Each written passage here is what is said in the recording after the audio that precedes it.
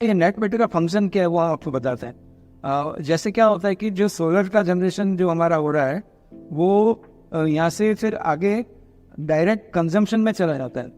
जितना भी ये बिल्डिंग में लोड है, जहाँ पे भी इसका कनेक्शन है ये पावर का, तो जो भी सोलर पावर है वो डायरेक्ट कंजम्पशन में चला जाता है। इसका ये जो कंजम्पशन जो डायरेक्ट हो रहा है उसका नेट मीटर के साथ में कोई संबंध नहीं है, इंडिपेंडेंट है। और ऐसा होता है कि मान लीजिए कि अभी इस समय हमको 100 यूनिट चाहिए और सोलर जो है वो 60 यूनिट्स का प्रोडक्शन कर रहे हैं, तो 40 यूनिट्स जो है वो हम इंपोर्ट करेंगे। इसको कहते हैं इंपोर्ट। तो एमएससीबी से हमारी 40 यूनिट्स इंपोर्ट होगी, जिसका कि बिलिंग होगा। जिसका मतलब ये कि अगर हम लोग 100 यूनिट का कंजम्पशन कर रहे हैं तो 60 यूनिट्स हमने प्रोड्यूस कर लिया और उसको यूज़ कर लिया, तो उसका बिल नहीं आएगा, लेकिन 40 यूनिट है उसका ही बिल आएगा। तो अगर हमारे पास सोलर नहीं होता तो 100 यूनिट्स का बिल आता है। तो ये जो कैलकुलेशन है मनी का और बिल का, वो इस तरह से होता है। दूसरा एक सिनेरियो ये होता है कि कभी कोई समय में प्लांट का जो जनरेशन है वो कंजम्पशन से ज़्यादा होता है।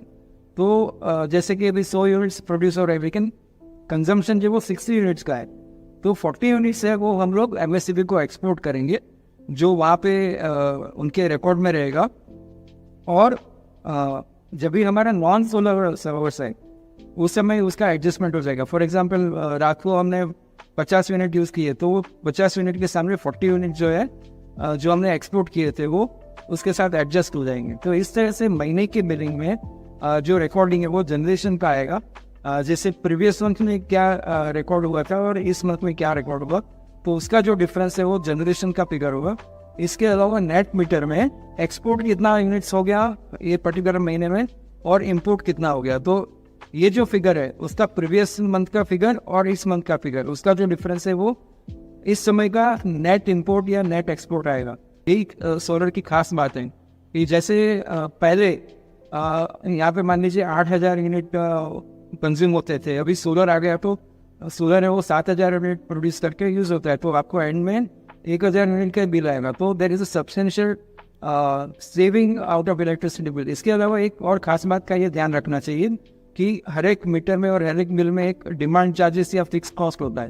तो डिमांड चार्जेस और फिक्स कॉस्ट है वो हमेशा सेम रहेगा। जैसे एक हमारा यूज़र है तो वहाँ पे उसका डिमांड चार्जेस है वो 12,000 रुपीज़ है। तो अगर बिल अपन पूरा का पूरा ज़ीरो भी हो जाता है तो भी 12,000 जो उसका डिमांड चार्जेस या फिक्स चार्जेस है वो तो उसको भरना पड़ेगा, उसका सोलर के साथ में कोई संबंध नहीं है। तो फिक्स चार्जेस जो है उसको हम काउंट नहीं करते सेविंग में। सिर्फ जो वेरिएबल कॉस्ट है जो कि यहाँ पे अभी 17.5 रुपये है, तो वेरिएबल कॉस्ट है वो पूरा का पूरा ज़ीरो हो जाएगा। ऐसा भी एक सिनेरियो आता है जहाँ पे हम कोई पर्टिकुलर मंथ में एक्सपोर्ट ज़्यादा करते हैं, तो एक्सपोर्ट ज़्यादा करते हैं तो वो जो मान लीजिए कि 500 यूनिट हमने एक्सपोर्ट कर लिया, कि एक महीने में हमने 7,000 यूनिट 8,000 यूनिट प्रोड्यूस किया और 7,500 यूनिट कंज्यूम किया, तो 500 यूनिट जो है वो हमारा एमएससीबी को जो दिया हुआ है उसके सामने बैंकिंग बोलते हैं उसको, तो 500 यूनिट है वो बैंक में जाएगा जो अगले महीने के कंजम्पशन में एडजस्ट होगा। तो यहाँ पे एक प्रोसेस है कि अगर कोई पर्टिकुलर मंथ में ज़्यादा यूनिट्स प्रोड्यूस होती है तो वो कैरी फॉरवर्ड होती है अगले महीने के एडजस्टमेंट के लिए। इस तरह से जो भी यूनिट्स हम लोग प्रोड्यूस करते हैं वो वेस्ट नहीं होती है, नेक्स्ट मंथ में एडजस्ट हो जाती है।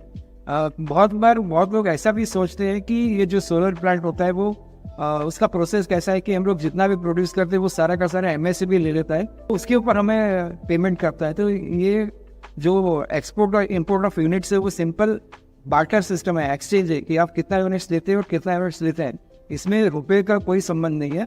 और ऐसा कोई पॉलिसी नहीं है जहाँ पे आप 100% ऐसे जितनी जनरेट करिए वो सब एक्सपोर्ट कर दोगे और जो इतनी आप ले रहे हो इम्पोर्ट करोगे, तो ये प्रोसेस नहीं है, ये एक मान्यता है जो सही नहीं है।